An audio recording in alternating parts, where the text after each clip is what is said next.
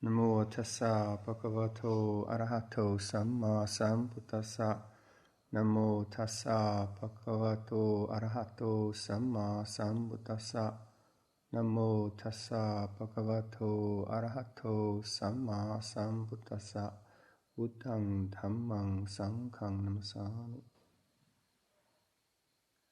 Tomorrow is Ajahn Chah's birthday. What year was he born in, Tanja? 1918. 1918. My mom was born in 1915, and she just died March the 24th. And I've been with her for a few years, and this is the first trip I've had outside the Ottawa Valley for quite a while. And I want to thank thank you, Tanajan, for inviting me and paying for the ticket. And the bhikkhus and samaneras, anagarikas, and lay friends for being here, because I've been out of contact with monastic communities except by phone and emails and such like. But this human contact of a large group of practitioners, we did the Patimokkha this afternoon. It's a really marvelous remembering of this tradition for me, because I've been living in Mum's condo for the last 8.5 years with visits to our monastery, our new monastery, on the weekends, but it's certainly a different environment. And coming back into this marvelous format of human culture is very inspiring, and in a way that is different that if you're living it all the time, being out of it in this major way for myself, and then coming back into it, I really feel the profundity of this way of living. So many thanks to everyone for being here, and letting me be here too. My mother actually met Ajahn Chah, my dad did too. That was in 1977 when Ajahn Chah came to visit, when he was in England, and we were getting set up there. And my parents they thought I'd lost the plot, ordaining as a monk. My father sent, because I was in Thailand, and my father sent me an article by some born-again Christian which said that the Buddha died of overeating. He was a fat man, and so he was looking for something. So they were very worried about me.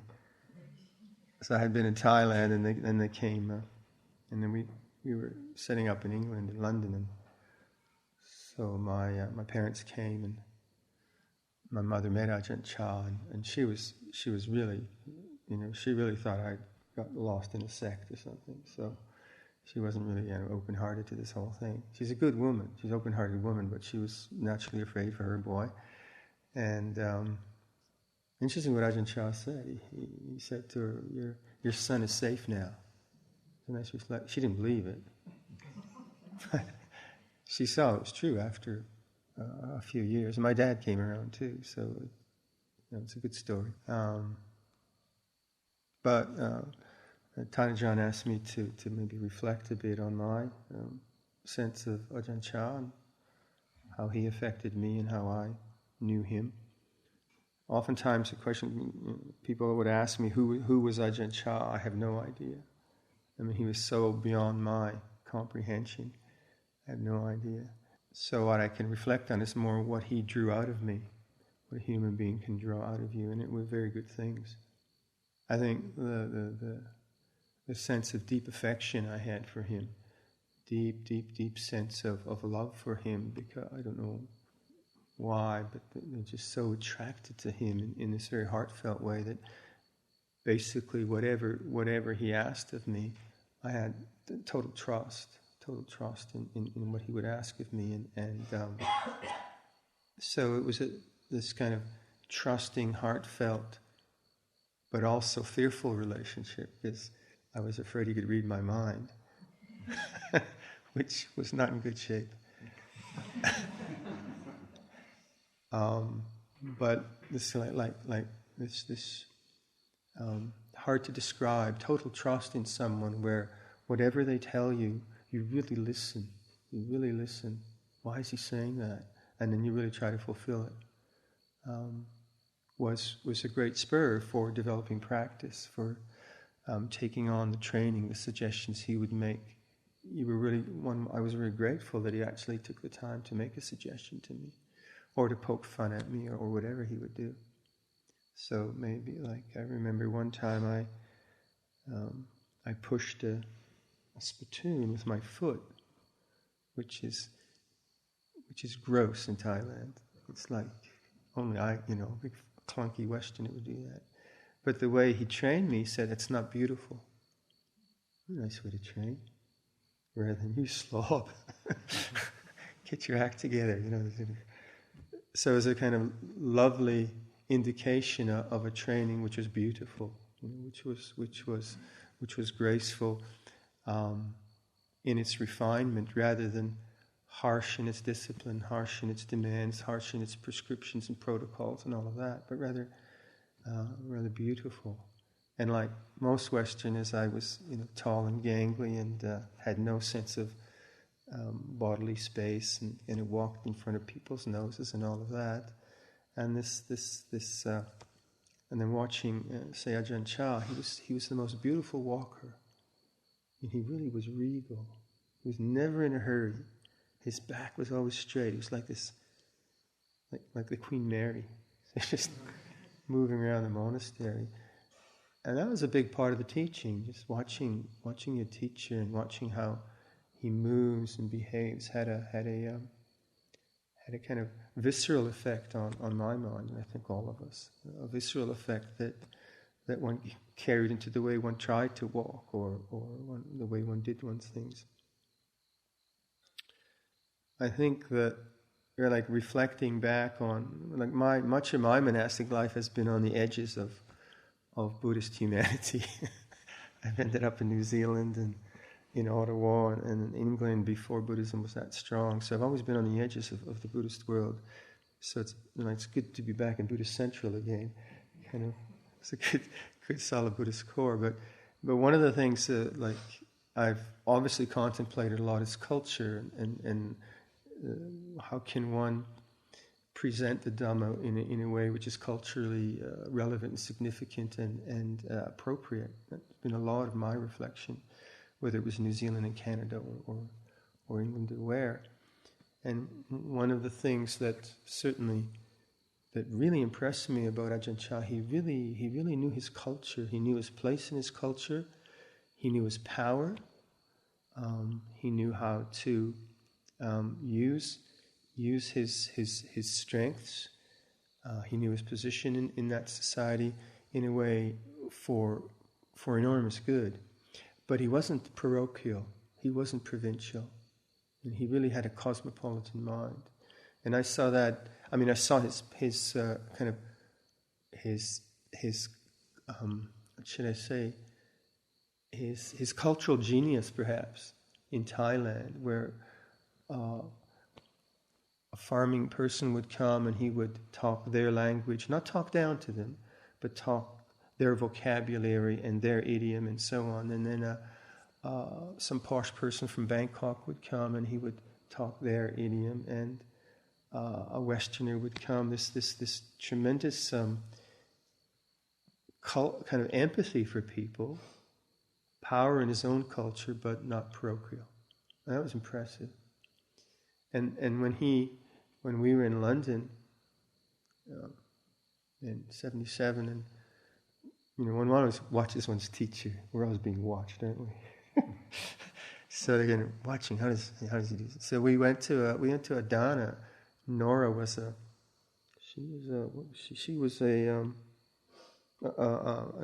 retired opera singer. So during the chanting, you could just hear Nora in the background always. But she wanted to offer us Dana in her flat in London, and so we went, and she was really nervous. Poor woman. She was quite high strung, but she was really with great teachers coming. Ajahn Sunil's going to be there, and she prepared this feast. The cheese plate was about 10 foot long, right? Just amazing spread. I'm very, very nervous. Now, in Thailand, and probably in here too, but in general, a monk never says that was a great meal. Wow, that's the best hamburger I ever had. It's just not done. It's just because you get hamburgers the rest of your life. No, that's not the reason. It's done because we were grateful for the food, but we're not in it for the taste. We're in it for the fuel. We love the taste, But so the reflection is always mindfully reflecting, use alms food not for fun, not for pleasure, not for fattening, etc. And so for a Thai monk and a forest monk to boot, right, to say, "Wow, that was a good meal," it was just not done. It's like culturally shocking. But Luang and Luang Cha saw Nora was really nervous, and so he said, "Oh, that was a very nice meal." I never saw him say that again, and that might not sound like much, but to me it showed me that he was not provincial in his Buddhism. His heart was open to all cultures, and very open to Nora at that moment. Of course, she was a little moved when he said that, and it was perfect. She relaxed a bit and so on. We had an Anagarika in Hampstead in London.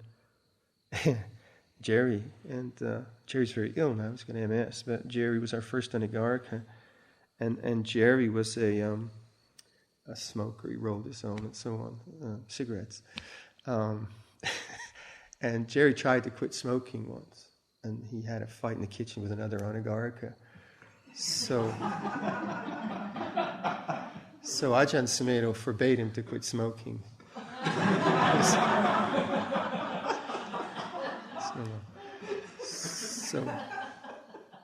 So like Jerry, he's the one that painting. Jerry did the original of that. And Jerry's a great, really fabulous artist, and that was the first portrait he'd ever done. It was a pastel, and he spent. So Ajahn Chah visited us twice, and he spent 2 years obsessing with this thing. He was really obsessed. I mean, we hardly ever saw him for meditation, and. So Ajahn Chah came a second time, and Jerry finally cleaned his room up and came upstairs to look at Jerry's painting. So Jerry's been at this for 2 years. Yeah, 2 years. He's really obsessed. And we're all watching. What's Ajahn Chah going to say about this? And Ajahn Chah looks at it, looks at Jerry. Picks up a piece of black charcoal. He says, "What would you do if I did that?" He put it down and left. That's all he said. We were just praising Jerry. He said, "Wow, that's the best thing we've ever seen." Not Luang Por. But what Luang Por did with Jerry, he sat and Jerry was a smoker, a nervous guy. He sat in the back bench in the garden of the monastery and smoked cigarettes with him.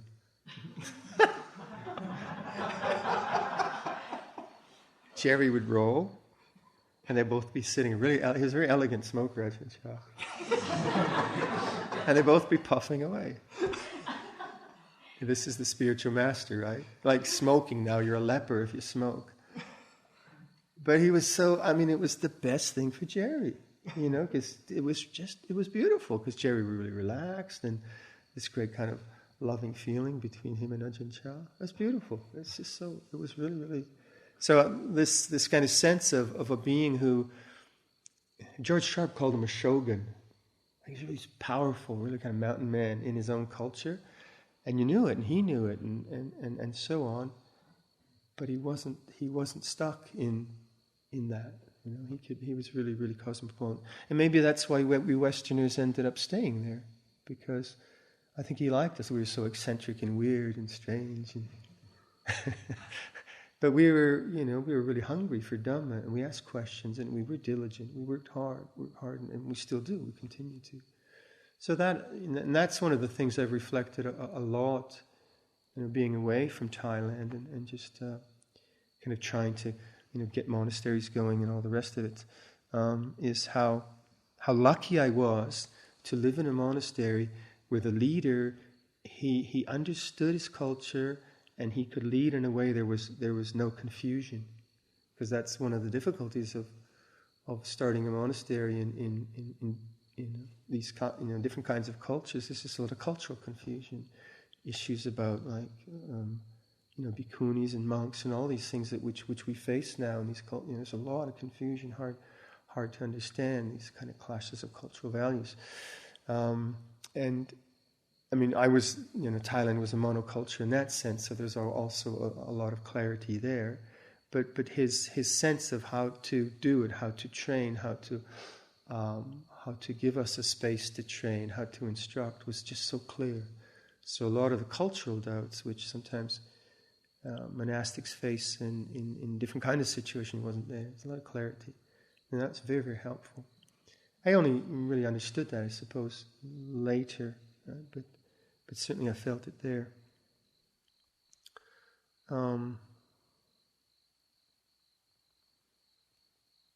So what did he draw out of me? He drew out of me. I already had a kind of sense that there is a deep possibility of peace in the human heart. Obviously, I had a great sense of that, and that was my yearning and my path, as it is for all of us. But he could really motivate through his own example. Motivate in ways that you could really endure a lot, because, to be honest, it was difficult. Just like the food thing and zafus. I mean, never heard of this stuff. It was like concrete floors, and so it was physically quite demanding. But his example and a kind of simple teaching gave a lot of strength of endurance. He just kind of, if he says, you got to endure this, okay, I'll give it a go. And that constant refrain of oton, hanging, what's the translation? Endurance, yeah. Just endure, just stick with it. So I'd kind of go to him and I'd say, oh, my mind's a complete train wreck, I'm hopeless, and I can't meditate. And he says, well, what do you expect? You haven't trained your mind. Oton. That's true. So he wasn't kind of giving me therapy. Oh, you poor thing, right? You smoke too much dope or something like that. He says, no, you haven't trained your mind. So there's a kind of directness and straightness in him, but it wasn't. He wasn't harsh or cruel. It was honest. It was honest. It was coming from a place of clarity. Yeah, it says, you come up, train. But if you train, if you do this, it'll work. And it will work. And so that sense of like enduring one's sort of negative habits and so on, but it will work if you keep at it. I could believe that. I could really believe that. Someone else might have said, just endure. I said, well, yeah, I'm out of here. This is too difficult.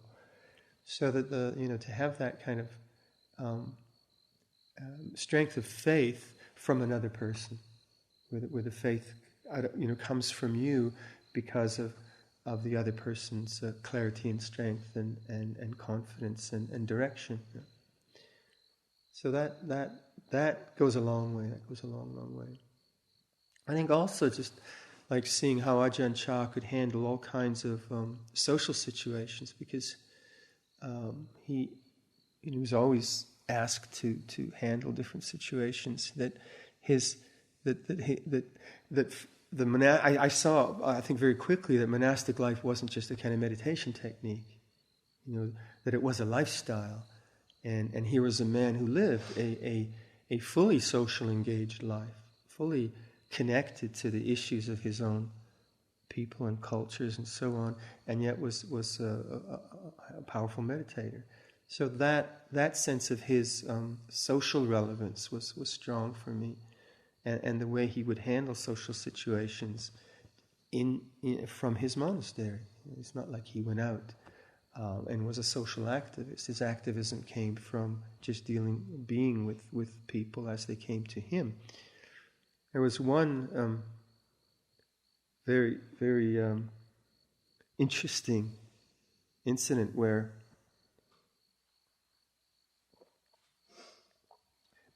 just to kind of set the stage, Ajahn Chah, you probably know this, but he had his kuti was on the second floor, and on the ground floor was an open space, and he had a wicker bench there, and we'd gather and listen to Dhamma, and people would come and ask him questions, and they quite often would make offerings to the monastery, and if they made offerings of money, he had a kind of ledger beside him, and the money would be, he'd say, put the money in the ledger or something, and an accountant would take it at the end of the day, and it would go into the monastic funds for electricity and food and so on.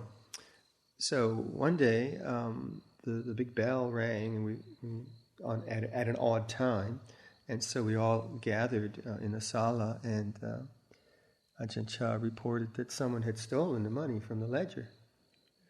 And, you can see you watching, hey, how's he going to handle this one? How's he going to do this? And so, again, it's brilliant. What he said was, now, I don't know if anyone in the monastery has taken this. So now all the members, lay people who were in the monastery asked to be there. So we're all there. So I don't know if any of you have taken this, but if you have, I want to help you rectify this negative karma. So I want everyone to go back to their kutis and wrap up a package that would be big enough to look like, I don't know how much baht it was, but take leaves or paper or whatever and make a package so it looks like this amount of money. And then when you've done that, go to the bell tower, there's a big bell tower, and 3 bhikkhus were there, 3 of the ajahns. They'll receive the packages, they'll go through them all, and if the person has given up the money, we'll just put the money and help with that karma. And wow, that's compassion. You kind of expected we're going to get this kind of heavy talk about don't steal, but no, that would be too obvious, really. And we all did this, and we brought the packages to the bell tower. The money didn't show up, so it was probably someone from outside the monastery. But it was like just a sign of how socially appropriate he was, and sensitive, and how he could use a situation like that both for teaching and for helping someone. So quite often when you think of someone like Ajahn Chah, you think of a great meditation master and so on, but he was very, I really felt that with him, that he was with his people, he understood his people, and when we came along, we were part of his people. And that was wonderful. That was really wonderful.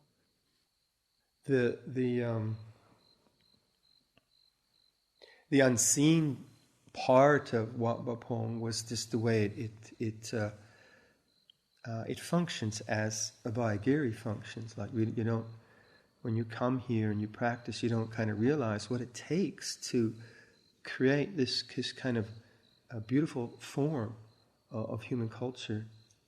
And so it was at Wat Bapong.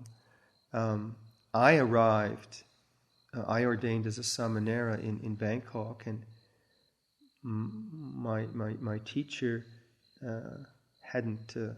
he didn't train me very much. I just got this Mahasi technique. I didn't get much training in Vinaya. But I went up there with this teacher because he was from Royat, which was near there. And then this is the first time I met Ajahn Chah. I liked the feeling of the place, and I asked my teacher, could I stay here? And I asked Ajahn Chah, could I come back? Can I come back and stay here? And he said, no, the food's not very good. So I think a few Westerners had been through already. And there was a mistranslation, actually, and the translator said to me, there's not very much food. And I said, well, I'll just eat a little bit. And so I came back a few months later and began to receive training. And up until then, although I was in the brown robe as a samanera, I used money. I ate in the afternoons because everyone else did. I didn't know. I was just this kind of Western guy who wanted to do meditation. So I arrived at Wat Bapong, took a taxi from Ubon, paid the taxi driver in the parking lot of Wat Bapong. And who was there but Ajahn Anando? who was not an Ajahn then, he looked at me and says, good training. But then, then as I got into the system, I realized, wow, it's not just to kind of wear a brown robe and do a meditation technique. There's a whole way of living this life, and that's a treasure. That was a real treasure to discover that and to be trained in that in all the refinement that we have, and that continues here with Tanajan's brilliant leadership. He really is he's a great trainer of men. So one of the things that I've reflected from this whole way that we as bhikkhus and samanas live this life is the whole ideas around craft. That this life is like a craft. That not only for the bhikkhus but for any of us, that the learning we do is not spectacular. You think about like the way, let's say in the I might as well digress a bit. In the Middle Ages, in the guild system of crafts, the guild itself was a very powerful social construct, and to apprentice in a guild, you had to do 7 years. I've often compared that to Anagarika, Samanera, and Navaka Bhikkhu. And in the guild system, usually a teenager would become, his father would bring him to the master of a shop, who was a member of the guild, and then the master would undertake to train the apprentice for 7 years. And the master's duty was father-like, but he had a duty to offer certain kind of skills that the master had for the apprentice to learn the trade. When the apprentice had received that training, at the end of his 7 years, he had to do a major piece of work. So if he was a carpenter, it would be a cabinet. If he was a goldsmith, it would be a piece of jewelry. If he was a potter, some range of pots or whatever. And that was his presentation to the guild master. And if the master felt it was, if it worked, if it was good, then he could become a journeyman. And then he would journey for 5 or 10 years. He could go from town to town. He would take his family, and until he would, if he had the skills, he would become a master. So I've often compared that to our bhikkhu system, where you have the journeyman is more like the Majjhima bhikkhu.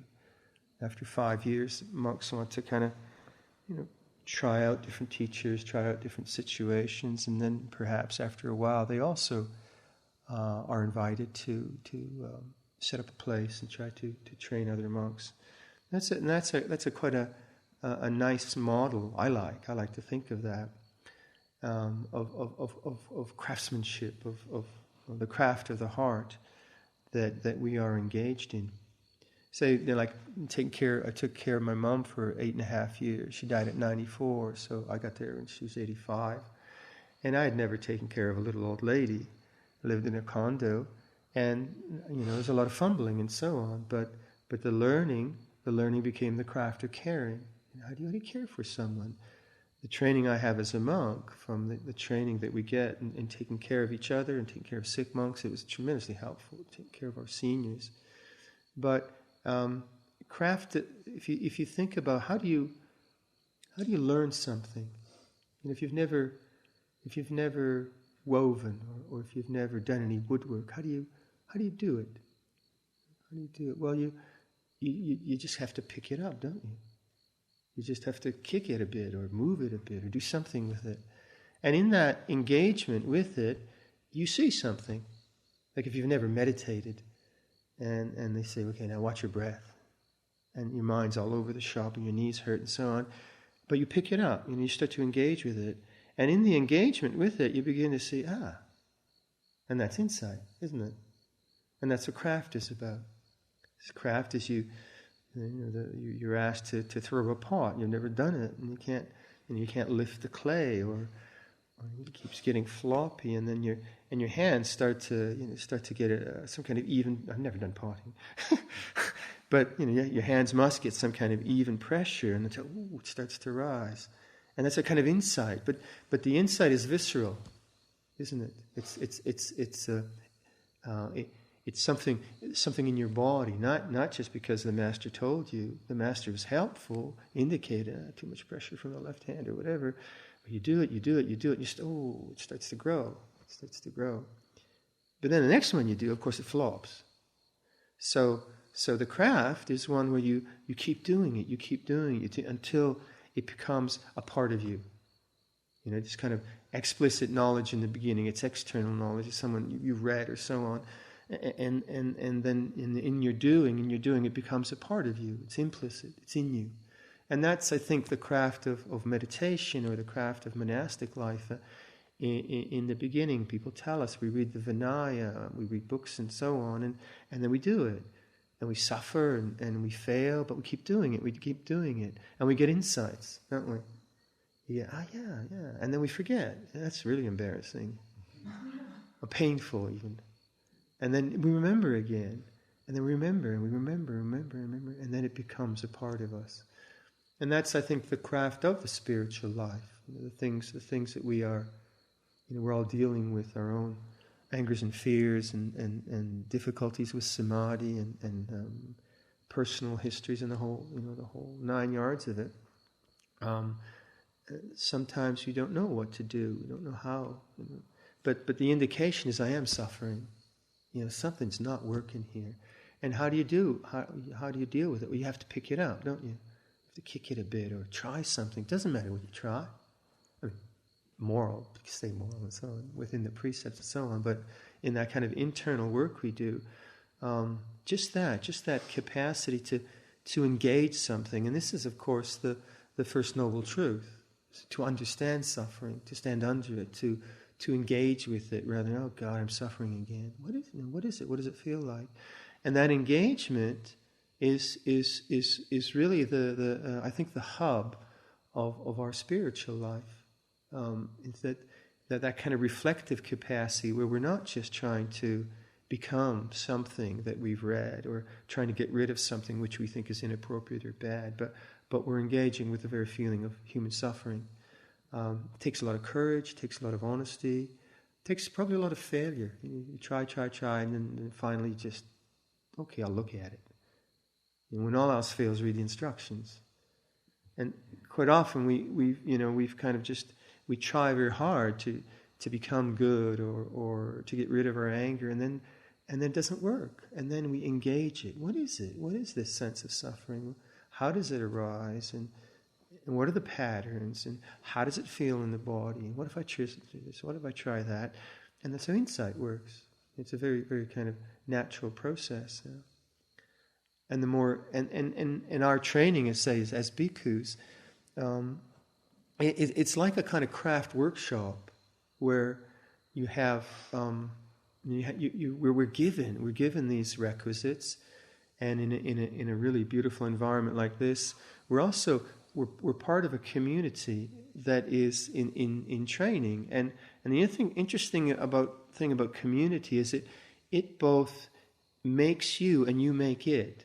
It kind of carries you, but you carry it too, right? So like all of us are trying the best we can to live in harmony, to live by the Vinaya. So we create the community, but also the community creates us. This is this kind of lovely interchange. So what, in the craftsmanship there we're involved in, what is the product we're making? What is it that we're, what is the pot we're making, or the cabinet? Well, it's beings who don't suffer, right? But also it's a community. It's both. It's both. If the purpose of our monastic life is just the community, just the external, it wouldn't work. But if it was just the internal, we would be selfish, wouldn't we? So this kind of craft workshop that we're involved in. If you think about all the beautiful, like the choreography we live by, just so Venerable Jotipalo brings me a flask of hot water, and he gets down on his knees way over there, and he shuffles very gracefully to me. Well, that's beautiful choreography. That's really lovely. And that kind of gracefulness is part of our craft. The gracefulness and mindfulness of the body. The way we'll ask a question to a senior monk. We'll put our hands in Anjali. And so many other things that these things carry us. This kind of training carries us, brings us into the present moment, and we're reminded by our fellows. So that is a part of the craft. It's the craft of body and speech, the way we communicate. And then the craft of the heart, that we are, obviously, this is where it's at, the craft of the heart, where we are trying to understand the negative aspects of our consciousness, and then we're also trying to develop the paramitas. So one good way to look at this craft is it's the craft of a human being who is fully developed the paramitas, as say the Buddha, as the Bodhisattva. And if you think about like developing the paramitas, something like patience. Teacher can tell you be patient, but it ain't that easy, right? It's not that easy. And just to understand what is patience and why is it important, rather than just, I should be patient. So if I come from a sense of I should be patient, that's not really engaging the problem. It's just coming, it's not a reflective mindset. It's a judgmental mindset. I'm too impatient, I should be patient. But rather reading about patience, seeing impatience, and then understanding how impatience works in the mind, and how patience works, and why that's skillful, and why that's wholesome, is the insight into the paramitas. And then working on it for 10,000 hours. I guess we all know the number around craft now that's quoted in lots of books, like 10,000 hours to learn something. So, 1 year as an anagarika, 1 year as a samanera, 5 years as a bhikkhu, it's probably 10,000 hours. You can mindfulness and craft. And like something like patience is it's not something you get by some tremendous insight. You have an insight into it, but then the craft is remembering and training, remembering and training, remember and training. And those little incremental suggestions and doings and intentions have tremendous power. They have the power to settle the mind, to make the mind very, very able to be with the kind of vicissitudes of life. And so that's, I think, like what I didn't quite understand at Wat Pah Pong when I was there, how that worked, because that is the kind of thing you don't realize in your first year, because you just, it's difficult, at least for me, very, very difficult. Impatient, untrained mind, and so on. And so the kind of strength of someone like Ajahn Chah, who would say, it's worth it, do it, stick with it, what else are you going to do? If you don't do it now, when are you going to do it, etc., etc., kept one at it. And so if he said, Watan, endure, then I look at that. What is endurance? What does he mean by that? So that kind of craft work of the heart and craft work of community is a rare thing. It really is a rare thing. It's a rare gift. But you can apply that to anything, can't you? You can apply that to family life, to raising kids. I've never had kids, but I imagine being a parent. You're a rookie when you start. Poor kids, right? But that's their karma. But you learn the craft of parenting, don't you? And how do you learn? Make mistakes, and you see that wasn't effective, or this is effective, and over time you become a good parent. So this is true in all things. The thing about craft is where craft really, you think about where craft goes off. It either goes off in obsession. So if you look at someone who's very very very good maybe in making something, how they can get obsessed with it. Obsessed with the detail of like Jerry with his painting. Wow, is he obsessed? It's stunning. So beautiful workmanship, but this kind of just obsession with something. That's one one of the downsides of craft. And the other downside is failure. I can't work with wood, or I can't work with whatever. So there's kind of a depression from that kind of craft analogy. And in the bhikkhu life, where that sense of obsession can come is obsessing with one's own problems, thinking one can be perfect right away, rather than seeing, no, this is a lifetime. This is a lifetime work, at least one, at least one. And I'm going to stick with it. That helps that kind of mind which is obsessed with perfection. Just keep at it. Just keep at it. So you fail, you pick it up. You keep at it, trying to get better, right speech, and so on. But we're or kind of being obsessed with Vinaya, being very afraid of Vinaya. I know when I went back to see my parents, I hadn't been back in 7 years. I'd been in India and then Thailand. And I was so uptight about the Vinaya, it was embarrassing. I was really, really very kind of culturally insensitive to my mother because I was afraid. The Vinaya I'd always held too obsessively. So I learned the lesson there. So obsession is one problem with craft. The other is the sense of failure. And sometimes in this bhikkhu life, we're asked to give dharma talks or learn the patimokkha or sew ropes. There's a lot of practical things we're asked to do, and sometimes we think, well, I can't do that, and we feel like we're a failure.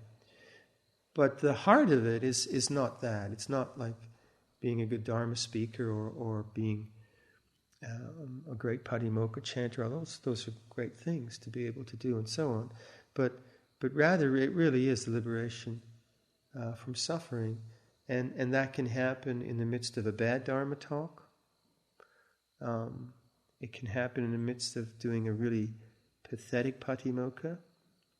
It can happen in the midst of just having no kind of practical sort of skills. That's fine, because the very sense of knowing, like the feeling of really blowing it at a dharma talk, is just like this. This is what it feels like to be embarrassed.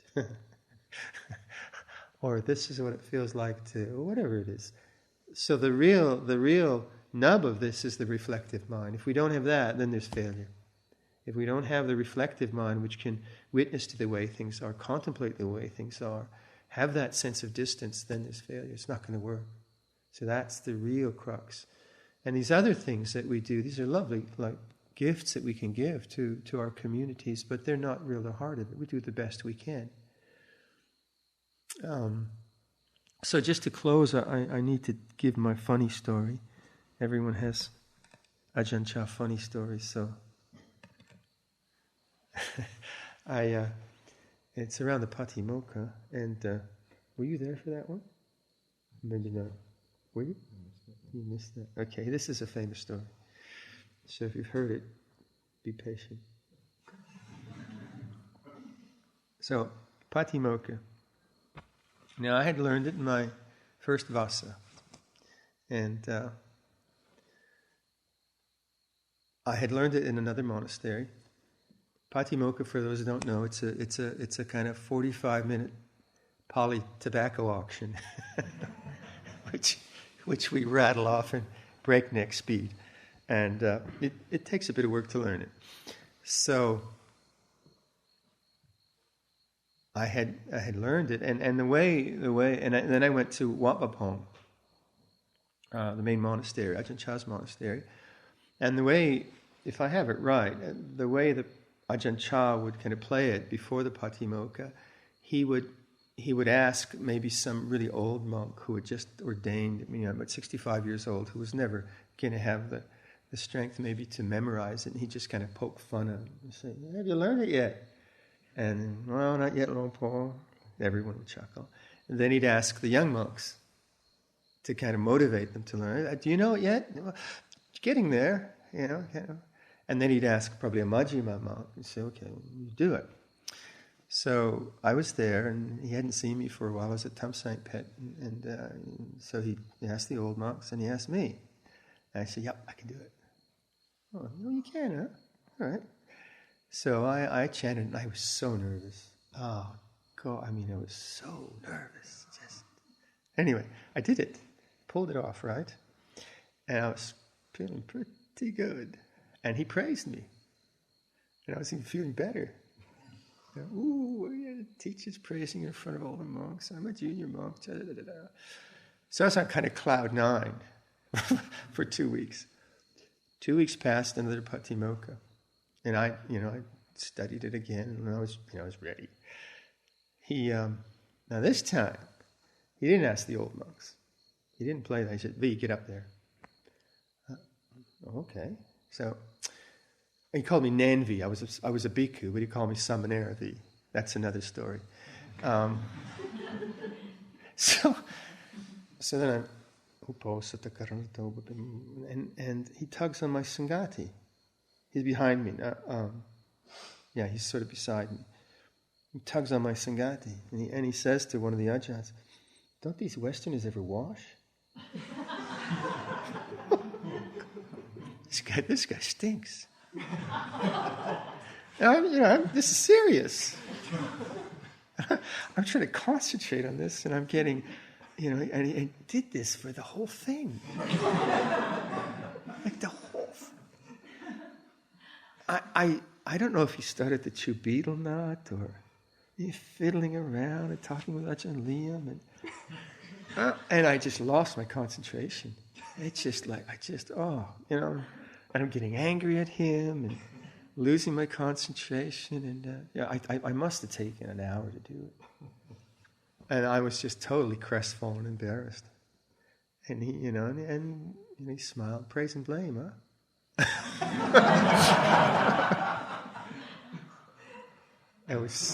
He never did it again. He didn't need to. It was such a lesson. And I think, I've talked to, like Ajahn Viradhammo had that one where Lompa booted him in the chest. Yeah. So so having talked to other monks, I think in those days, at least because he had some time, he'd kind of set you up. That's what he did. And then, really give you a profound teaching, and then that was it. Like, so he wasn't like bullying. Really. It was just like he took the time to show me a profound lesson on praise and blame. He made that effort. So one of the things that Ajahn Chah, he was not afraid. He was not afraid of his disciples. It was, he would be, everyone could be like grumbling, no problem.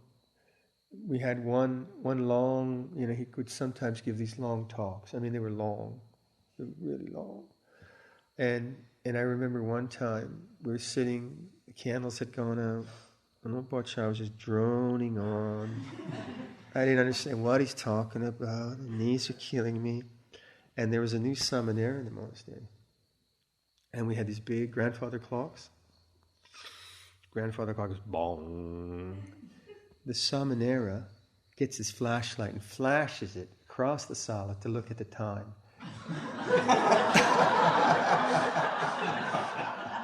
And everyone kind of groaned, another hour.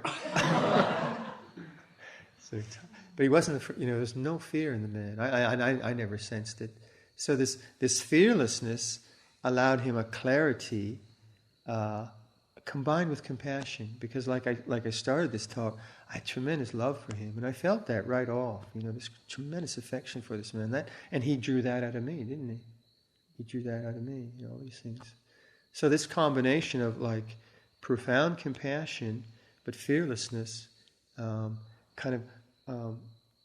understanding his culture, being very powerful in his culture, being a very powerful meditator, it was a combination of human characteristics, spiritual characteristics, which was very, very rare, and so we were fortunate to have that kind of heritage with him. So I think I'll leave it there for you.